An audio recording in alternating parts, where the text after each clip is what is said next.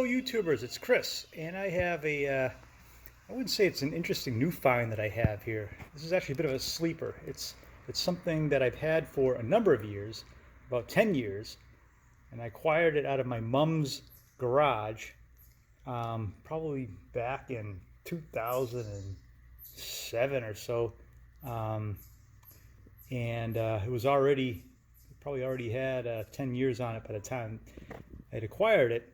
It was something my dad had picked up, and it was his like around the house leaf blower. And yeah, so it's a Red Max, and this is kind of funny because, all right, so I'm not a designated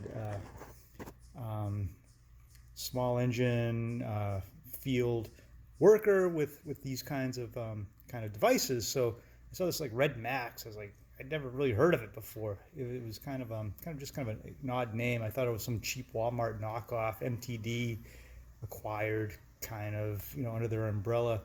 And for 10 years, I've been using this to do basic yeoman's work, blowing out the garage and all around, on the property and the deck.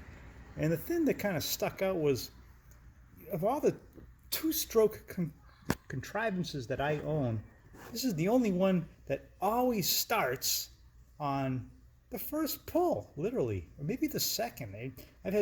Maybe you know what I mean. I mean, two cycle engines can be finicky, fussy. They're introverted, whatever. But this thing always performs exquisitely after all these years. And so I researched it. And I was like, well, geez, this is actually kind of a high-end brand. And again, I apologize for my naivety on this subject. So, I apologize for the interruption. My bride doesn't appreciate the importance of these kinds of enterprises. So, anyways, yeah. So I have this particular example here, and yeah, it's an HB2300, and if we look underneath here, oops. So here's the good stuff, and you can actually see that this isn't it's an independent company, and it's Komatsu Zenoah Corporation, made in Japan. And I'll show you a little bit about if you go to their website, they have a very, very interesting, if you're into this kind of stuff, history of the whole company. And it was eventually acquired by Husqvarna.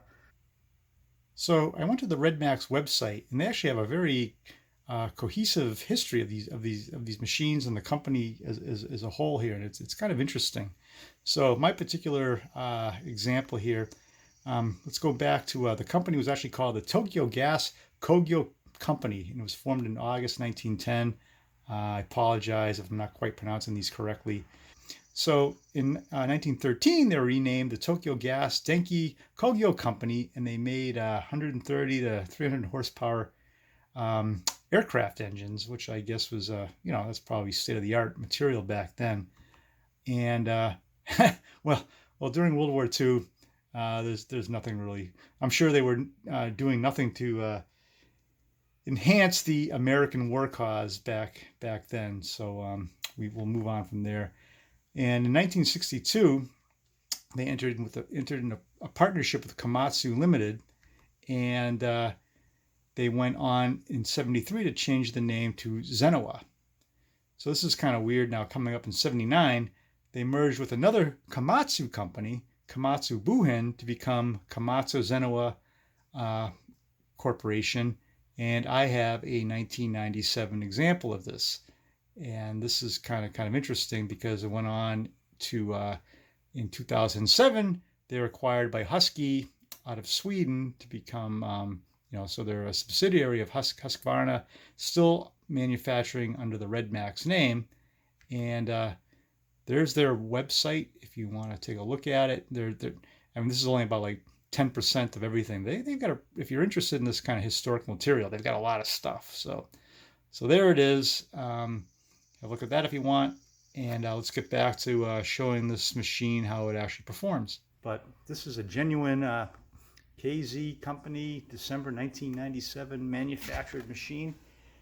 And what we're going to do is just start her up and let her rip, and you'll see for yourself. Starts up just one choke and off it goes. Now I have to admit, I love my other little Japanese leaf blower here, my Echo, but this one's a little bit fussier to start up. Again, this is probably this is 90s vintage. I've got it on another video, and it's a great machine. But we're talking about the Red Max here, and let's give her a start. So the primer bulb is under here, and what we're going to do is give that a couple of pumps. Throw the choke. It's cold. Let's see. And you just open it right up.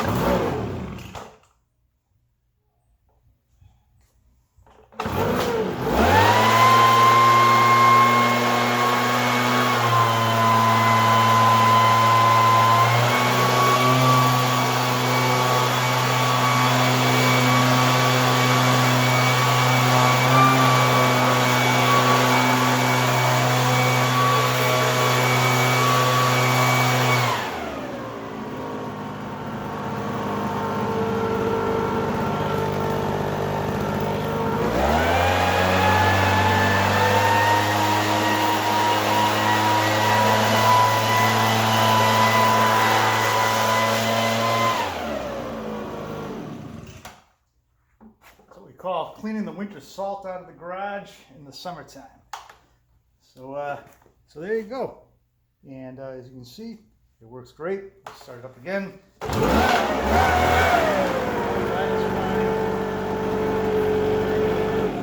welcome any input from other users, but this machine has given me absolutely zero guff or hassle since I've owned it. It always starts reliably, and I have a whole new appreciation for these older Japanese-made machines. So anyways, thanks for watching, and hope you learned a couple of good nuggets about the history of your Red Max leaf blower. Cheers.